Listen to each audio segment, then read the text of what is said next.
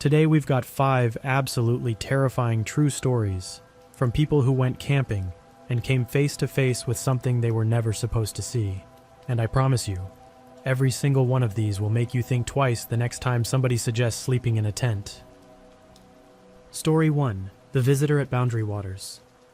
In the summer of 2016, a 31-year-old man named Kevin Brower decided to take a solo canoe trip through the Boundary Waters Canoe Area Wilderness in northern Minnesota.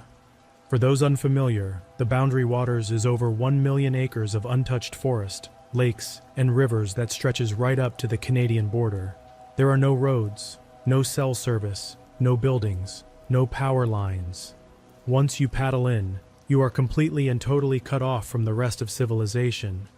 If something happens to you in the Boundary Waters, nobody is coming to help. Not quickly, anyway. Kevin was an experienced outdoorsman. He'd been making trips to the Boundary Waters every year since he was a teenager, first with his father, then with friends from college, and eventually on his own. He knew how to hang a bear bag. He knew how to read a portage map. He knew how to patch a hull with duct tape and pine sap. He knew that the isolation was the entire point. That's what made the place feel sacred to him. Out there, it was just you and the water and the trees and the birds, and the rest of the world didn't exist. His plan was a 5-day loop. Paddle in through entry point 25 near Moose Lake, work his way north and west through a chain of smaller lakes, and then circle back to his starting point. He'd reserved permits well in advance, packed lightweight dehydrated meals, brought a water filter and iodine tablets as backup, and carried a one-person tent that weighed less than 2 pounds. He had a satellite messenger device clipped to his pack for emergencies, but he'd never once had to use it. Everything was dialed in. The first 2 days were perfect. Clear skies, calm water, no bugs to speak of, which if you've ever been to the Boundary Waters in summer, you know that alone is a small miracle. The mosquitoes up there can be so thick they form visible clouds, but that week, for whatever reason, they were a non-issue. Kevin made camp each night on designated sites, ate his meals watching the sun go down over water so still it looked like glass, and fell asleep to the sound of loons calling across the lake. He saw a bald eagle on the first morning, a family of otters on the second afternoon. It was everything he loved about this place. It was on the third night that things changed. Kevin had paddled hard that day, nearly 14 miles, including 2 portages, one of which was over a quarter mile through dense brush with his canoe on his shoulders. By the time he found a campsite on a small lake called Ogishkamunsi, he was exhausted. His arms were burning. His lower back was stiff. All he wanted was food and sleep. The site was on a narrow point of land that jutted out into the water. Behind him, thick boreal forest, spruce and birch and jack pine so dense you couldn't see more than 20 feet into it. In front, the lake stretched out in every direction. He liked that. It meant he could see anything coming from the water, and nothing was going to sneak up from behind without making serious noise crashing through that brush. He set up his tent on the flattest patch of ground he could find, filtered water from the lake, hung his bear bag on the designated cable strung between 2 trees, and cooked his dinner, some kind of dehydrated chili that tasted better than it had any right to.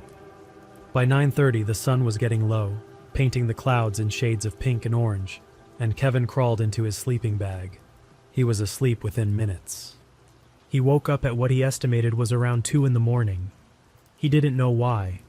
There was no sound, no wind. The air was dead still, just silence.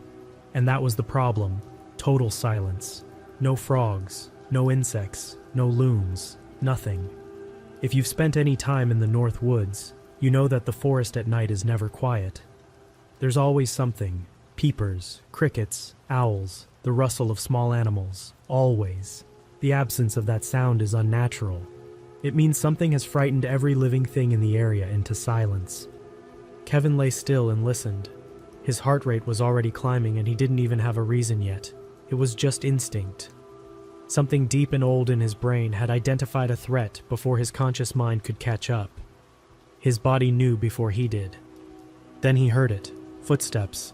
Not animal footsteps. Not the 4-legged, uneven rhythm of a deer or a moose. Not the light padding of a wolf or a fox. These were 2-footed, bipedal, heavy, and they were close, maybe 15 feet from his tent.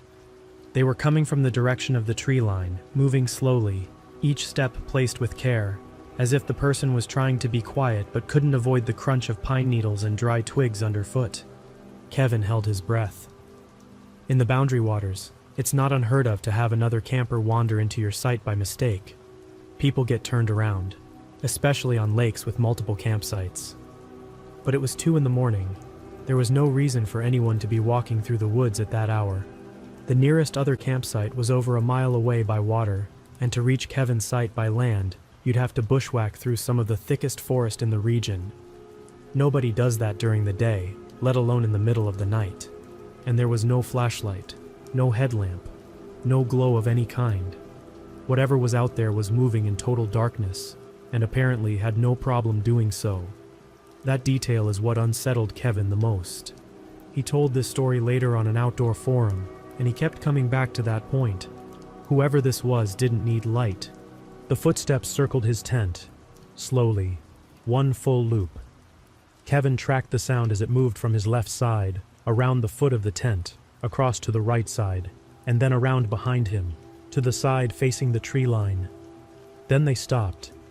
Directly behind him, Kevin could hear breathing, slow, controlled breathing, not labored, not excited, calm, the breathing of someone who was perfectly relaxed. Whatever was out there was standing still, maybe 5 feet from his head, separated only by the thin nylon wall of his tent. Kevin did not move. He did not call out.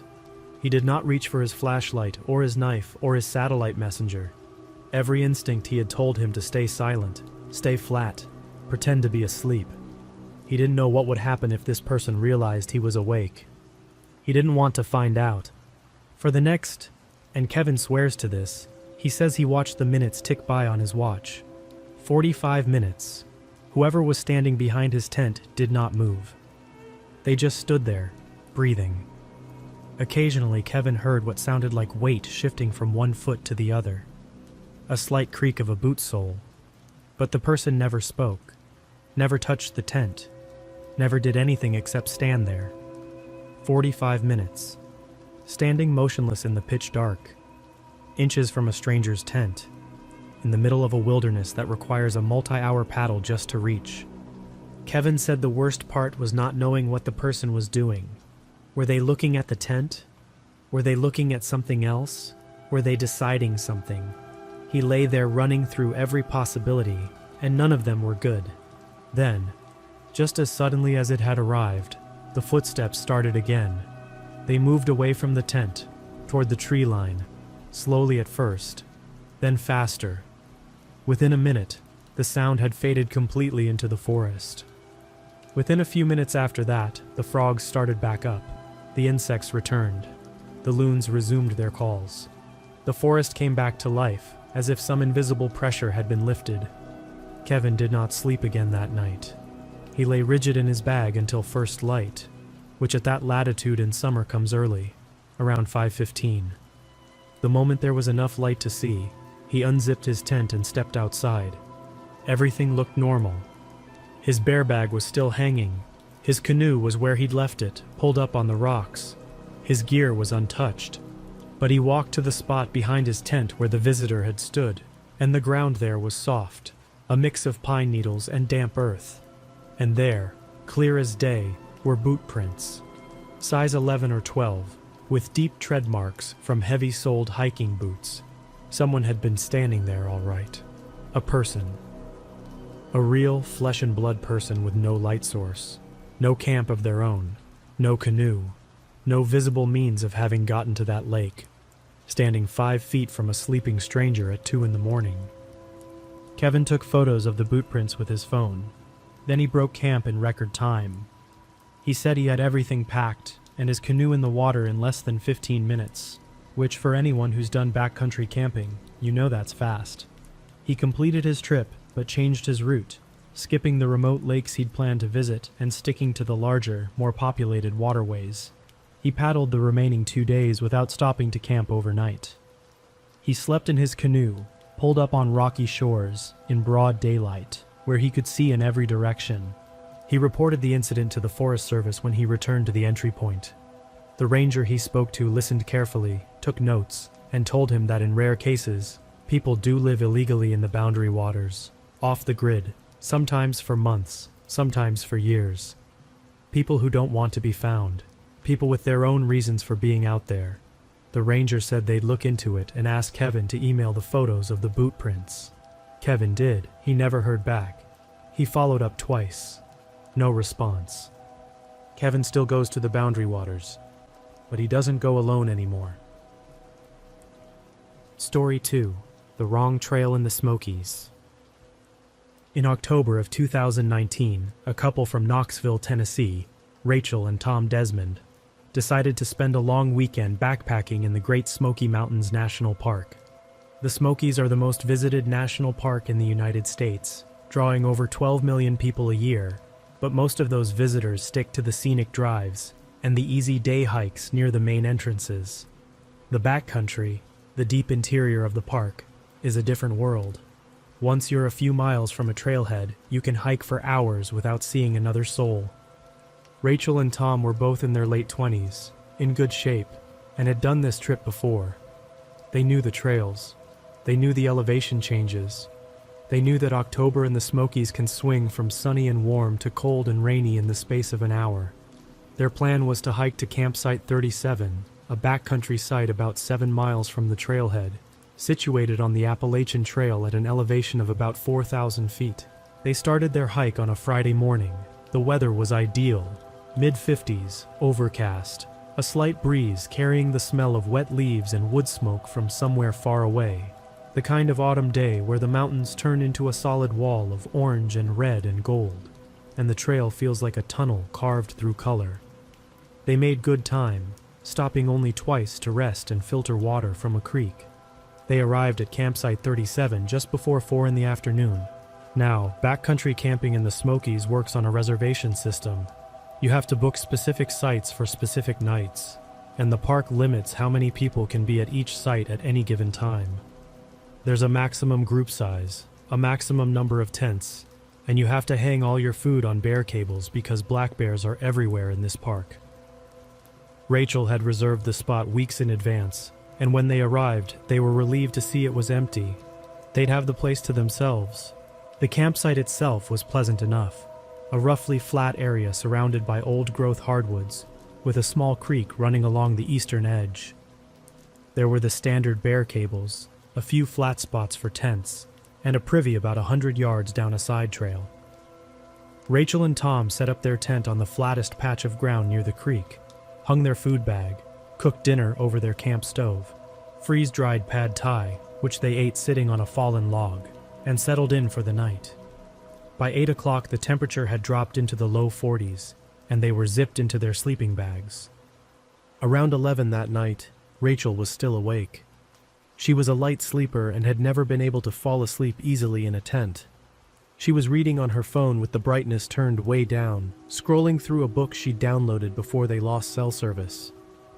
Tom was sound asleep beside her, breathing deeply. That's when she heard voices. At first, she thought it was other hikers arriving late. It happens more often than you'd think. People underestimate how long the trail takes, especially with full packs, and they end up walking the last few miles in the dark with headlamps. Annoying for people already asleep at the campsite, but not unusual. But as she listened, something about the voices felt wrong. They weren't on the trail. The trail ran along the north side of the campsite, and these voices were coming from the south. From the woods, from the opposite direction, where there was no trail, no path, nothing but dense Appalachian forest running steeply downhill for miles. And the voices weren't getting louder, which meant whoever was talking wasn't walking toward the camp. They were stationary, just standing in the trees, in the dark, talking. Rachel strained to make out the words. There were at least 2 voices, both male, speaking in low, flat tones. No laughter, no variation in pitch, no emotion at all. She couldn't understand what they were saying. Not because of the distance. They were close enough to hear clearly, maybe 30 or 40 yards out. But because the words didn't make sense. It sounded like English. She could catch what seemed like familiar syllables and word shapes. but the sentences were jumbled. The syntax was wrong. It was as if someone had taken normal phrases and rearranged the words into a random order. She described it later as hearing a conversation that had been cut into pieces and glued back together wrong. She woke Tom up. She put her hand over his mouth first. She didn't want him making noise, and then pointed toward the south side of the tent. He listened for a few seconds and his face changed. The sleepy confusion drained away and was replaced by something sharp and alert. He heard it too. Without a word, he reached over and turned off her phone light. They sat in the dark, shoulders pressed together, listening. The voices continued for roughly 10 minutes. The cadence never changed. The volume never changed. It was the same flat, emotionless, scrambled speech, delivered at the same low volume, without pause. Then abruptly, the voices stopped. Not a trailing off, a hard stop, as if someone had hit a mute button. Complete silence. Rachel and Tom stayed awake, sitting up in their sleeping bags, barely breathing. Tom had his hand on the handle of the small folding knife he kept in his pack. Rachel had her phone in her hand, the screen dark. They sat there for nearly an hour, waiting, listening. Nothing. Then Rachel noticed something. There was a light in the trees. Not a flashlight. It was too steady, too dim. It didn't bounce the way a flashlight does when someone walks. It was more consistent, unwavering, like a lantern that had been turned down very low, except the color was wrong. A normal lantern puts out warm yellow-orange light. This was pale, almost blue-white, cold, and it was moving. Slowly, threading through the trees in a wide arc around the campsite, staying deep enough in the forest that Rachel couldn't see the source. Just the glow, filtering through the bare branches and the remaining leaves. Tom wanted to call out. He started to sit forward, to unzip the tent. Rachel grabbed his arm hard enough to leave a mark. She showed him the bruise later, and shook her head. She couldn't have explained why in that moment. There was no logical reason not to call out. If these were other campers, calling out would resolve the whole thing. But every nerve in her body was telling her not to make their presence known, not to let whatever was out there know they were watching. Tom looked at her face in the dim light and saw something there that made him stop. He listened to her. The light moved in a complete half circle around their camp, always staying in the trees, always about 50 or 60 yards out. It moved at a walking pace, not fast, not slow, steady, purposeful. It took nearly 20 minutes to complete the arc from the south side of the camp to the north side. Then it stopped, held position for maybe 30 seconds, and went out. Not dimmed, went out. Instantly, like a switch had been flipped. They sat in the dark for the rest of the night. Neither of them spoke above a whisper. Neither of them slept. At first light, about 6:45, they packed their bags in under 10 minutes. Before they left, Tom walked toward the tree line on the south side, in the direction where the voices had come from. Rachel didn't want him to go, but he insisted. He said he needed to know. About 40 yards into the woods, moving carefully down the slope, he found something that made his stomach drop. There was a small clearing, maybe 10 feet across, where the undergrowth had been trampled flat. The leaf litter was pressed down and scattered, as if people had been standing there for a while, shifting their weight, moving in slow circles. In the center of the clearing were the remains of a fire, not a campfire, not the kind you'd cook over or warm your hands at, but something smaller, more contained. A fire that had been built inside a ring of stones no bigger than a dinner plate. The stones were blackened, and inside the ring was a small pile of fine white ash. Around the fire ring, arranged in a rough circle at even intervals, were 7 small piles of stones. Each pile was exactly 5 stones high. Each pile was topped with a tuft of animal hair, dark, coarse, probably from a bear or a wild boar. The arrangement was precise. The spacing was even. Whoever had done this had taken their time. This was not something thrown together on a whim. Tom didn't touch anything. He took 3 photos on his phone, his hand shaking badly enough that the first 2 came out blurred. Then he walked back to Rachel. They hiked out in just over 2 hours, moving faster than either of them had ever moved on a trail with full packs, nearly running on the downhill sections. When they got back to the trailhead, sweating and out of breath, they showed the photos to a park ranger at the station near the parking area. The ranger, an older man, probably in his 50s, looked at the images for a long time. He swiped through them slowly, zoomed in on the stone piles, zoomed in on the fire ring. His expression didn't change, but he was quiet for what felt like a long time. Then he asked them exactly where the campsite was, which direction Tom had walked, and approximately how far into the woods the clearing was. He thanked them, told them they'd done the right thing by not approaching the people in the woods, and said they should head home and enjoy the rest of their weekend. Rachel asked if he knew what the stone piles were. The ranger said he couldn't comment on an ongoing matter. She asked what ongoing matter he was referring to. He said he couldn't comment on that either. Rachel followed up with the Park Service by email the following week. She received a reply 6 days later that said only that the matter had been referred to law enforcement and that they could not provide additional details due to the nature of the investigation. She replied asking for clarification. She never heard anything more. Story 3. The Hands on the Tent. This story comes from a woman named Carla Reeves, who was 26 at the time and living in Flagstaff, Arizona. In the spring of 2018, Carla and 3 of her friends, another woman named Maya, and 2 men, Derek and Sam, drove out to a dispersed camping area in the Coconino National Forest, about 30 miles south of Flagstaff. Dispersed camping means there are no designated sites, no facilities, no fire rings, no picnic tables, no bathrooms, no rangers. You just drive down a forest road until the pavement turns to dirt. Keep going until the dirt turns to ruts and find a spot that looks good. You're on your own in every sense. It's legal on most national forest land, and for people who want real solitude. People who want to be miles from the nearest human being. It's the way to go. Carla and her group had done this a dozen times before, usually on long weekends when the weather cooperated. They had a favorite spot, a flat clearing at the end of a rutted dirt road that dead-ended at the edge of a shallow canyon. The clearing was big enough for 2 tents and a fire ring, with ponderosa pines on 3 sides and the canyon rim on the 4th. You could see the San Francisco peaks from there, the tallest mountains in Arizona, still capped with snow in spring. And at night, the stars were so thick and bright it almost didn't look real. There was no light pollution, no sound pollution, just the wind and the pines and the occasional coyote. The closest paved road was about 4 miles back. The closest town was Flagstaff, 30 miles north. If you screamed at that campsite, absolutely nobody would hear you. They arrived on a Saturday afternoon around 3.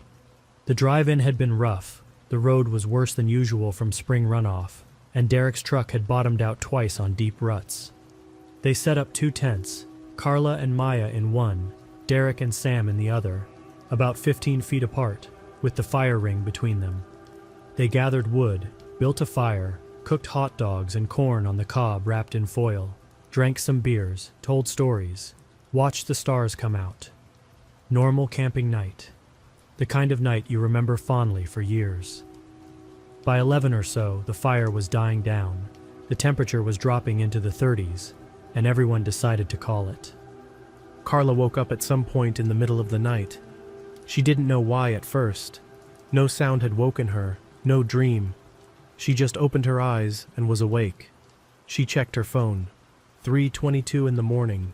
She had to use the bathroom, which when you're dispersed, camping means walking a respectable distance from camp with a flashlight and a roll of toilet paper and hoping you don't step on a rattlesnake. She lay there for a few minutes, trying to convince herself she could wait until morning. She couldn't. She unzipped her tent as quietly as possible. Those tent zippers sound deafening in the middle of the night. Slipped on her boots without lacing them, and stepped outside. The fire was completely out. Not even embers. Just a bed of gray ash. The moon was about half full, hanging in the western sky, giving just enough light to see shapes, but not details. The 2 tents were dark. Derek's truck was a black shape at the edge of the clearing. The ponderosa pines stood tall and still around the perimeter, their silhouettes jagged against the stars. Carla walked about 40 yards from camp, past the tree line, did her business, and started heading back. She was thinking about her sleeping bag and how cold her feet were going to be when she climbed back in. That's when she saw it. There was someone standing at the edge of the clearing, not in the clearing, at the edge, right where the tree line started, between two tall ponderosas. A person, standing completely still, facing the camp, not moving, not walking toward the camp or away from it, just standing there, watching. Carla froze. She was about 30 yards from the figure and about 40 yards from the tents, which meant she was closer to whoever this was than she was to her friends. She was alone, in the dark, in the middle of a national forest, and there was a stranger between her and her camp. She stood there, not moving, barely breathing, trying to process what she was seeing. The figure was tall, well over 6 feet, and thin, very thin. They were wearing dark clothing, pants, and a long-sleeved shirt or jacket. It was impossible to tell exactly. Carla couldn't make out any features. No face, no hands, no hair color, just a shape. A human shape standing in the tree line, perfectly still, oriented toward the camp where her friends were sleeping. Carla's mind raced through the possibilities. Another camper? There had been no one else on the road. No vehicles at any of the pull-offs they'd passed. A hiker. At 3 in the morning, 30 miles from town, on a road that goes nowhere? Someone from one of the nearby ranches? The nearest ranch was over 10 miles away, and there was no reason for a rancher to be standing in the woods in the dead of night. None of the explanations made sense, and there was something about the stillness of the figure that went beyond a person who had simply stopped walking. This was the stillness of someone who had been standing there for a long time, someone who was content to stand there and watch. Carla made a decision. She would not run. Running meant noise. Running meant drawing attention to herself. She walked, not ran, walked, in a wide arc around the edge of the clearing, keeping as much distance as possible between herself and the figure, moving slowly, placing each foot carefully. She kept her flashlight off. She didn't take her eyes off the figure. It didn't move. She reached her tent. She climbed inside. She woke Maya by putting her hand on Maya's shoulder and squeezing. Maya startled, and Carla covered her mouth. She leaned in close to Maya's ear and whispered what she'd seen. Maya's eyes went wide. She didn't ask questions. She didn't ask if Carla was sure. She looked at Carla's face and immediately started packing her bag. They crawled, literally crawled on their hands and knees, across the short distance to the guy's tent, and woke Derek and Sam the same way. Hands on shoulders, whispered explanations. Sam unzipped the tent door a few inches and looked out toward the tree line where Carla had pointed. He stared for a long time. Then he zipped the door shut and shook his head. Whoever had been standing there was gone. Derek wanted to brush it off, probably just another camper, he said. Someone else dispersed camping nearby who had gotten up to relieve themselves, and Carla had spooked. It was dark, easy to get confused. Sam wasn't so sure. Maya was already packed. Carla was firm. Something about the way the figure was standing, the stillness of it, the way it was facing the camp, the fact that it was 3 in the morning and they were miles from anyone, told her this wasn't a curious neighbor. They argued in whispers for about 5 minutes. Derek said they should go back to sleep. Sam said they should at least stay up and keep watch. Maya said they should leave. Carla said nothing. She was sitting in the corner of the tent with her arms wrapped around her knees, listening. Then Sam shushed everyone. He'd heard something. There was a sound coming from behind their tents, from the direction of the canyon edge, the side of the clearing where the ground dropped away into the shallow ravine.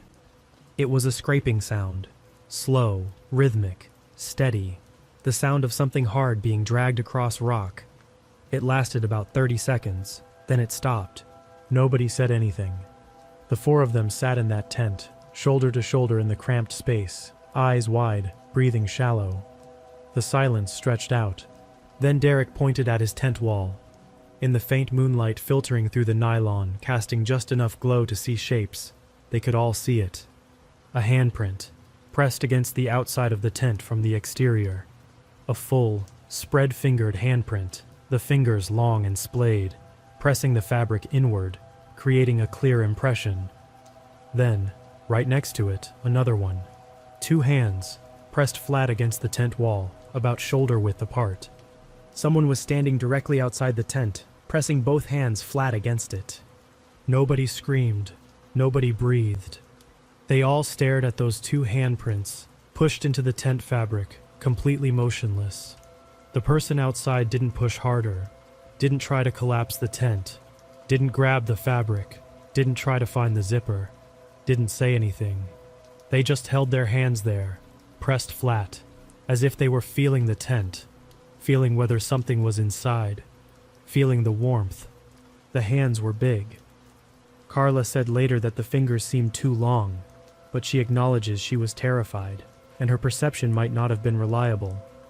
What she is sure of is that whoever was outside stood there with their hands on the tent wall for at least 2 full minutes. 2 minutes of 4 people sitting inches away from a stranger's hands, separated by a 1/4 millimeter of nylon. Then the hands slid down, slowly, not pulled away, slid, dragging down the fabric from about chest height to the ground, leaving a faint trail of pressure on the nylon. Then they pulled away. Footsteps, quiet, unhurried, moving away from the tent, not toward the tree line this time, toward the canyon rim. The sound of feet on dirt, then on rock, then gone. The group did not wait. They did not discuss it. They did not pack carefully. They grabbed what they could carry, sleeping bags, packs, keys, and ran to the car. Derek had the truck started in seconds. They were on the dirt road, bouncing through ruts at a speed that should have blown a tire within 2 minutes. They hit the paved road 15 minutes later and didn't stop until they were in Flagstaff, doing 90 miles an hour on the highway. Nobody talking. The cab of the truck dead silent, except for the engine. They came back the next afternoon with 2 more friends, both of them large men, one of them armed, to collect the rest of their gear. Everything was still there. The tents were standing. The cooler was untouched. The fire ring was cold. Nothing was taken. Nothing was damaged. Nothing was missing. But on the ground around the tents, in the soft red dirt that the monsoon season hadn't yet baked hard, there were footprints. Bare footprints. Long, narrow, deep impressions of human feet with no shoes, no boots, no sandals.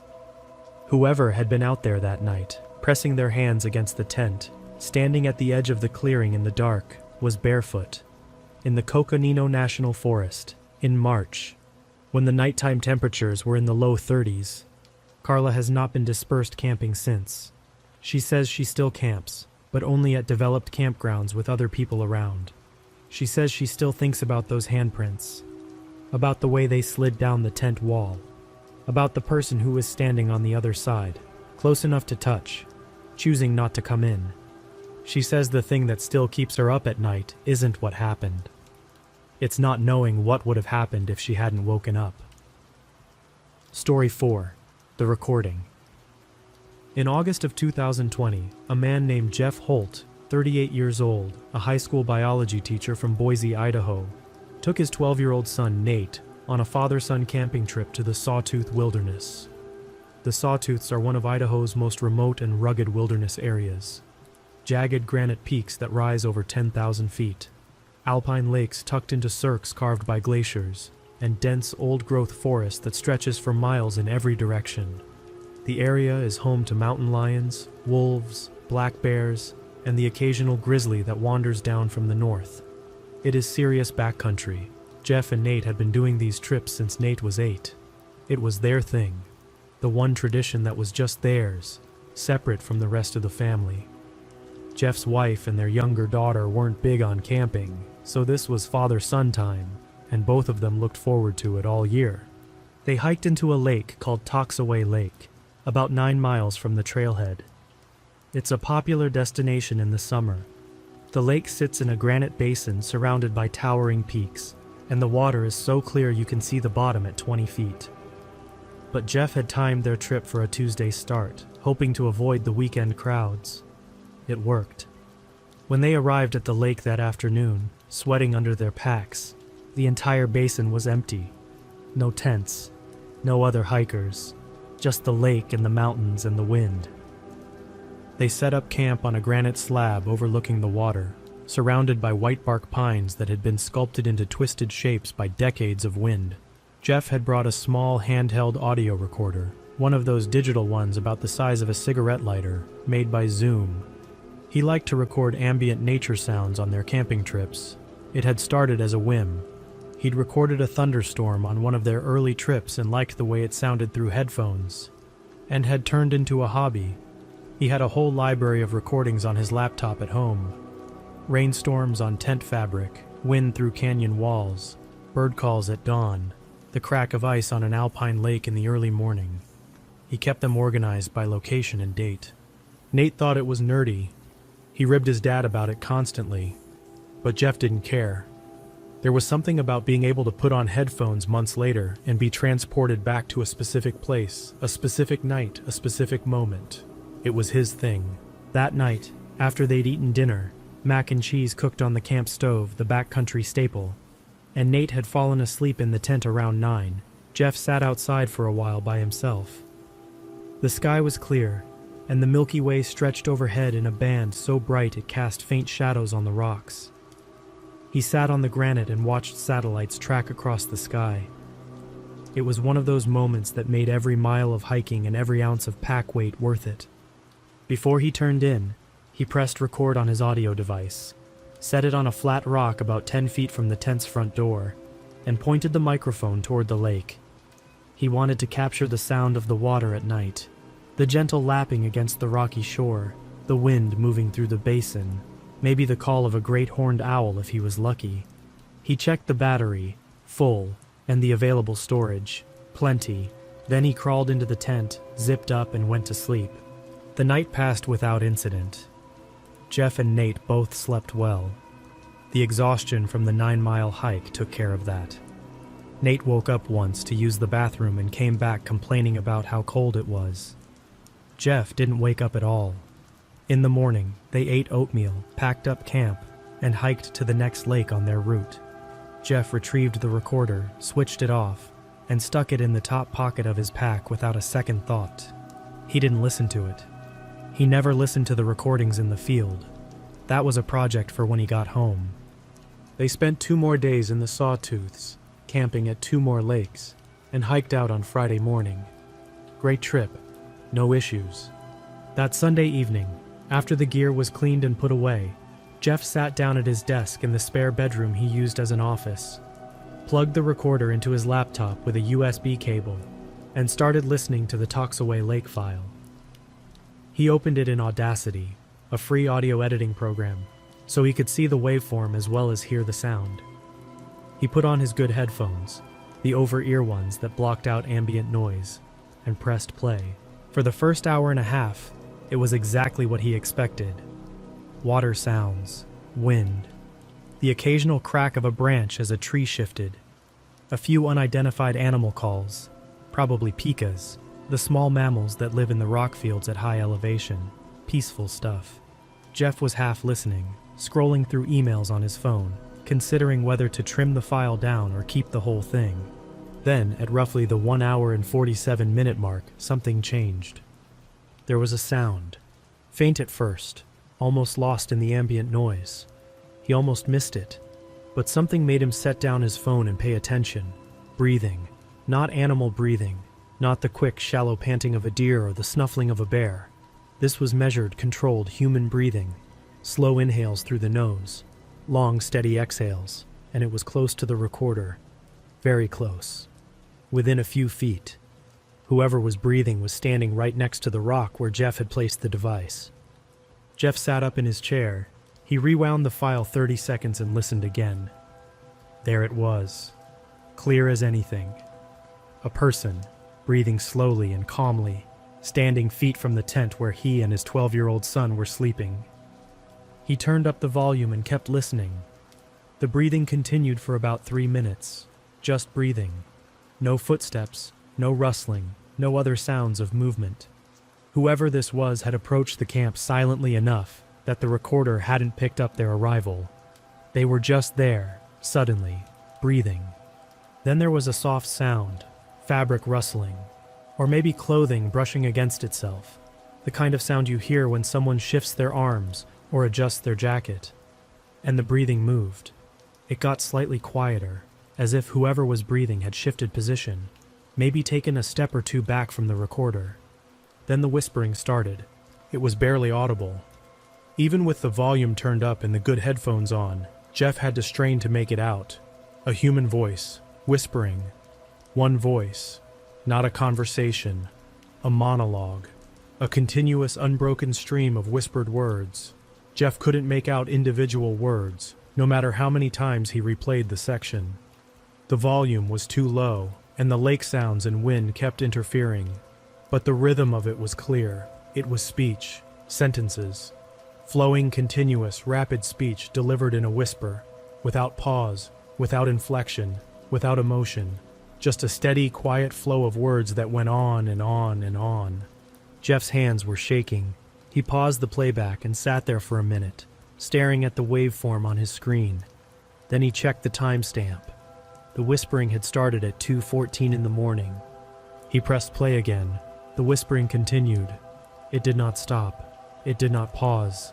There was no break for breath that Jeff could detect, which he said shouldn't be possible. A person has to breathe, has to pause between sentences, has to swallow. But the audio showed a continuous, unbroken stream of whispering for 23 minutes straight. From 2:14 to 2:37 in the morning. 23 minutes of non-stop whispering, right next to the recorder, right next to the tent where Jeff and his 12-year-old son were sleeping. Jeff listened to the entire 23 minutes. He said it was one of the hardest things he'd ever done. Not because it was loud or dramatic. It wasn't. It was the opposite. It was quiet and steady and relentless. And it was clearly a person, standing in the dark, in a remote wilderness basin at 2 in the morning, whispering to no one, or whispering to them. At the 2:37 mark, the whispering stopped. Same way the voices in the Smokies story stopped. A hard cut. One moment it was there, the next it was gone. There was a brief silence, about 15 seconds of just lake sounds and wind. Then came a sound that Jeff described as the worst part of the entire recording. The part that made him rip his headphones off the first time he heard it, and sit at his desk with his heart hammering. 3 slow, soft taps. Not on rock, not on wood, on nylon, on the tent. 3 taps on the wall of the tent, spaced about 2 seconds apart. Tap, tap, tap. Gentle, almost polite. The way you'd tap on someone's bedroom door to see if they were awake. Then nothing. The rest of the recording, another 4 hours, was just lake sounds and wind. Whoever had been there was gone. Jeff played the recording for his wife Sarah that night, after the kids were in bed. He watched her face as she listened. She went pale. She told him to delete it. He didn't. He made 2 copies, one on a flash drive that he put in his desk drawer, and one uploaded to a cloud storage account. He also filed a report with the Sawtooth National Forest Ranger Station the following Monday. He drove the 45 minutes to the station in person rather than calling. The ranger he spoke to, a young woman, probably late 20s, listened to the relevant portion of the recording on Jeff's phone. She didn't say much while it played. When it was done, she asked Jeff a series of questions, exactly where they'd camped, exactly when, whether they'd seen anyone else on the trail, whether anything at camp had been disturbed. Jeff answered everything. Then the ranger told him something that made his skin crawl.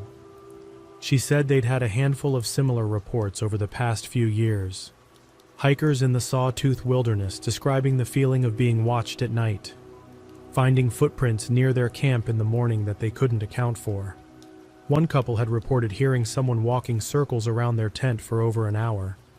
Another solo hiker had woken up to find that his boots, which he'd left outside his tent door, had been moved about 20 feet away and placed neatly side by side, facing the trail back to the trailhead, as if someone was telling him to leave. None of the reports had resulted in an arrest. None had resulted in a confirmed identification of whoever was out there. The ranger said they'd increased patrols in the area, but that the Sawtooth Wilderness is over 217,000 acres, and they had a staff of 12. Jeff and Nate still go camping together every August. It's still their tradition. But Jeff no longer leaves the audio recorder running at night. He said he realized, sitting at his desk that Sunday evening, listening to 23 minutes of whispering, that there are things happening in the dark that you're better off not knowing about. He said the wilderness at night belongs to something else, and he'd rather not have proof of what that something is. Story 5. The Cabin That Wasn't on the Map.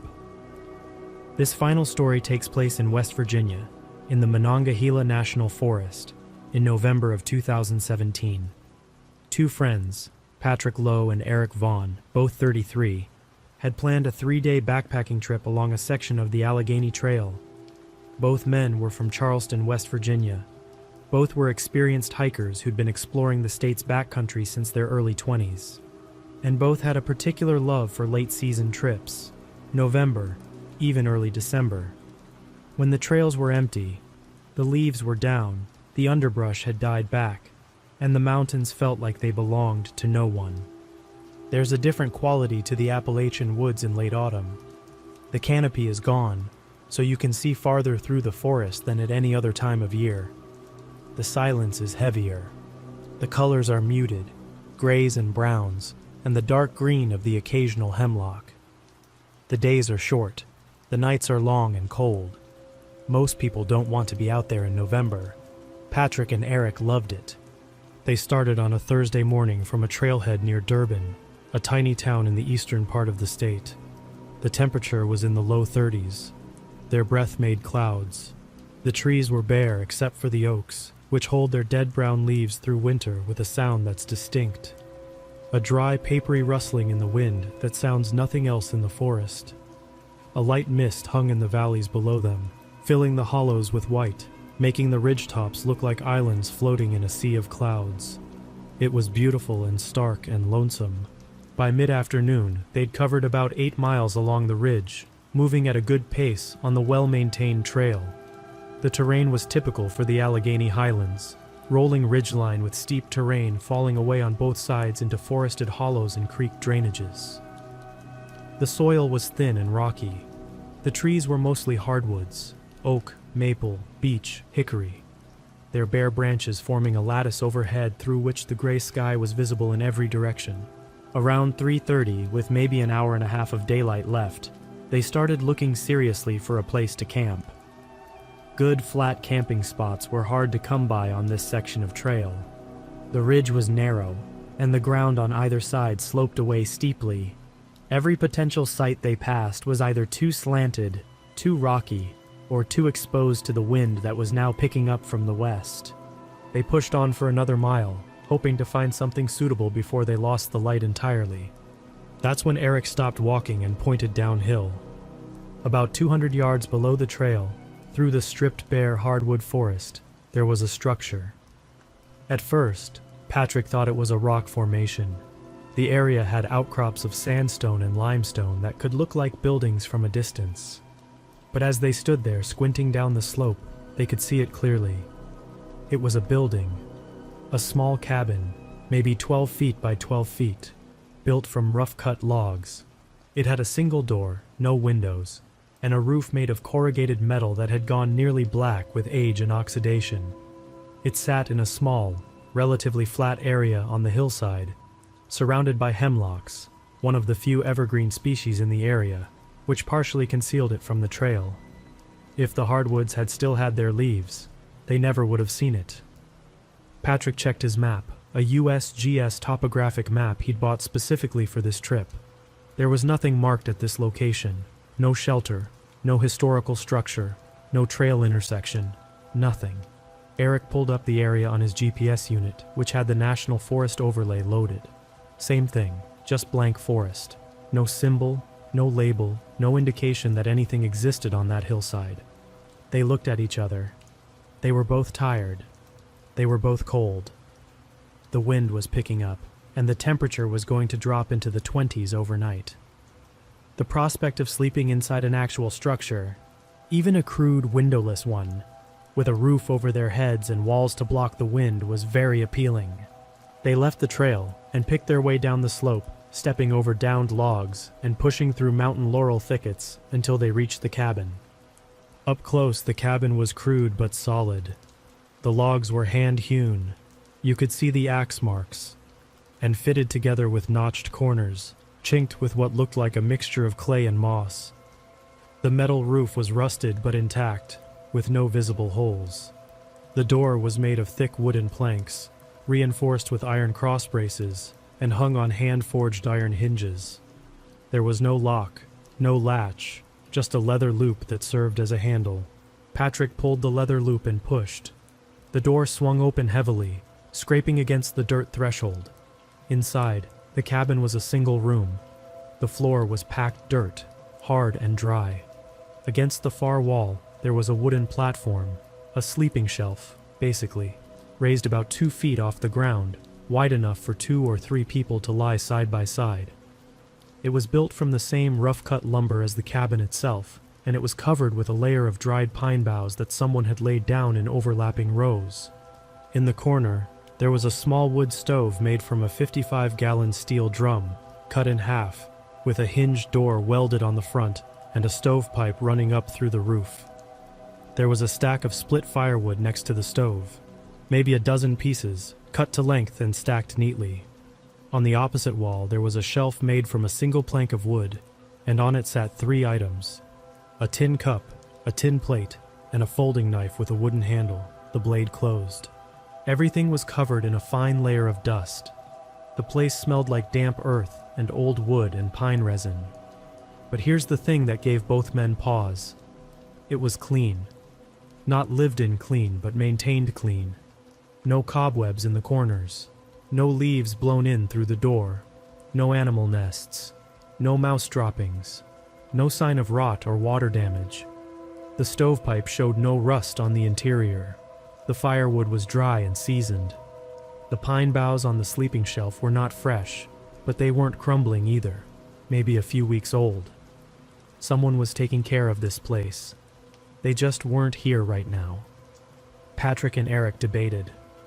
The smart thing, the thing any wilderness safety guide would tell you to do, was to move on, find a proper campsite, and stay on the trail. You don't sleep in structures you can't account for. You don't make yourself at home in someone else's building. But it was getting dark. It was cold. The wind was pushing hard through the bare trees, and the forecast had called for temperatures in the teens by morning, and the cabin had a wood stove and dry firewood and a sleeping shelf. They decided to stay, just one night. They gathered additional firewood from the surrounding forest, dead falls and standing dead wood that snapped cleanly. They got the stove going, and the dry wood caught quickly, filling the cabin with warmth and the smell of wood smoke. They cooked dinner on their camp stove inside the cabin, ramen with chunks of summer sausage, a backcountry classic, and ate sitting on the sleeping shelf, their backs against the log wall, their boots off for the first time in hours. By 7 o'clock, the cabin was comfortable, warm. The fire popped and ticked in the stove. The wind was audible outside but couldn't reach them.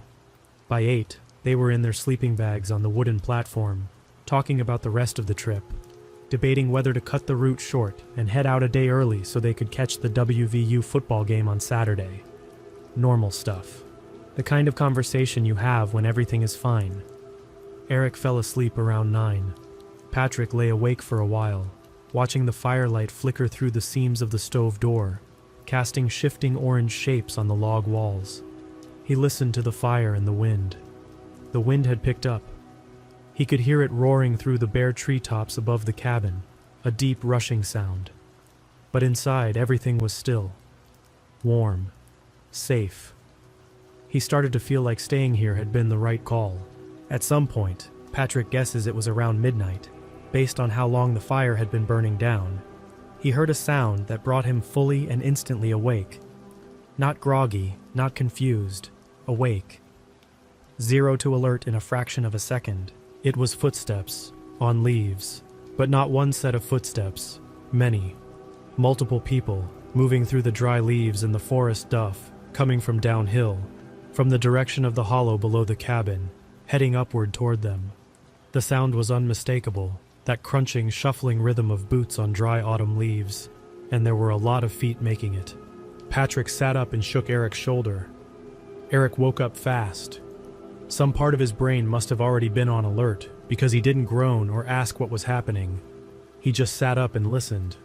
The footsteps were getting closer. Then they stopped, right outside the cabin, close enough that Patrick and Eric could hear breathing through the log walls. Multiple people breathing, standing just outside the door, inches from that heavy wooden slab, gathered in the darkness. The cabin had no windows. There was no way to see out. Patrick reached for his headlamp, which was sitting on the shelf next to the stove. Eric grabbed his arm and shook his head. The meaning was clear. Don't turn it on. Don't let them know we're awake. For several minutes, 4, maybe 5, though it felt much longer. There was no sound except that breathing. Multiple people, standing outside the door, breathing. Not talking, not moving. Just standing there. Then someone knocked on the door.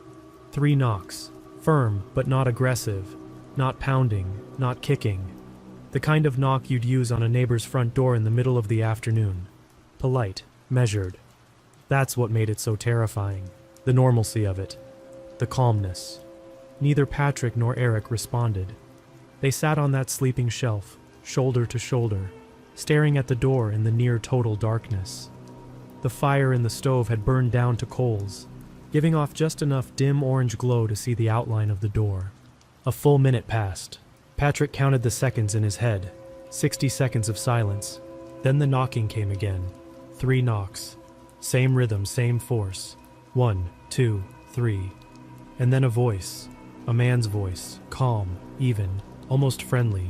The way you'd talk to someone you knew. Said, "We know you're in there. We saw your smoke." Patrick's throat went dry. His heart was hammering so hard he was sure whoever was outside could hear it. He looked at Eric. In the faint orange glow of the dying coals, Eric's face was white. He was already reaching for the camp knife he kept clipped to the side pocket of his pack. Patrick wanted to respond. Part of him wanted to say something, to establish some kind of communication, to figure out who these people were, to make this situation make sense. But another part of him, a deeper part, the part that had kept human beings alive for 100,000 years, said no. Don't engage. Don't let them hear your voice. Don't give them anything. The voice spoke again, still calm, still measured, still with that casual, almost neighborly tone. You should come outside. They did not respond. They did not move. They barely breathed. What happened next was the part that Patrick says he replays in his head more than anything else. The footsteps started again, but they didn't leave. They circled the cabin, slowly. Patrick and Eric could track the sound, multiple sets of feet, moving around the exterior of the structure, crunching through the dry leaves. They started at the door, moved to the left wall, paused, then continued to the back wall, paused again, then to the right wall, another pause, then back to the front, back to the door. Each time they paused, the pause lasted about 10 seconds, as if whoever was out there was stopping at each wall to listen, or to look for a way in, or to count the walls, or something else entirely that Patrick and Eric couldn't fathom. The circuit took about 2 minutes. Then the footsteps returned to the front of the cabin and stopped, right at the door again. The same voice, one more time. "This is our place, you need to leave." Our place. Not my place. Our place. As in the group of people currently standing outside in the dark. The people who built this cabin, or maintained it, or used it. The people who had left that firewood, and that tin cup, and that folding knife. The people who knew this building existed, even though it appeared on no map, in no database, in no record of any kind. Eric finally spoke. His voice cracked when he did it. The first syllable came out almost squeaking before he got control of it. But he said, as steadily as he could, "We're armed. We're not coming out. We'll leave at first light." It was a bluff. They had a camp knife and a small hatchet for splitting kindling. That was it. No gun, no bear spray, nothing that would stop a determined person, let alone a group. Silence. A long one. 30 seconds. A minute. Then the footsteps started again, but this time, they were moving away. Downhill, back the way they'd come. Multiple sets of feet, crunching through the dead leaves, getting quieter and quieter and quieter until they disappeared entirely into the forest below. Patrick and Eric did not go back to sleep. They sat on that wooden platform with the knife and the hatchet, one of them watching the door while the other watched the stovepipe hole in the roof, the only other opening in the structure. They didn't talk. They didn't move. They sat and listened and waited for the rest of the night. Every creak of the cabin settling, every gust of wind, every snap of a branch in the forest sent a spike of adrenaline through both of them. Nobody came back. At 5:45 in the morning, the first gray light started filtering through the gap under the door. A thin line of cold dawn. They packed in under 3 minutes. Sleeping bags stuffed, not rolled. Stove left as it was. They opened the door. The morning air hit them, cold and sharp. The mist was thick in the hollow below, but the area around the cabin was clear, and it was covered in footprints. The dry leaf litter had been churned and scattered by multiple sets of feet circling the structure. On the patches of exposed dirt near the doorway, the prints were clearer. Heavy boots, multiple sizes. Patrick crouched down and tried to count distinct sets based on shoe size and tread pattern. He stopped at 6. There had been at least 6 people standing outside that cabin in the middle of the night, in the middle of a national forest, miles from the nearest road, on a hillside that doesn't appear on any map. They didn't linger.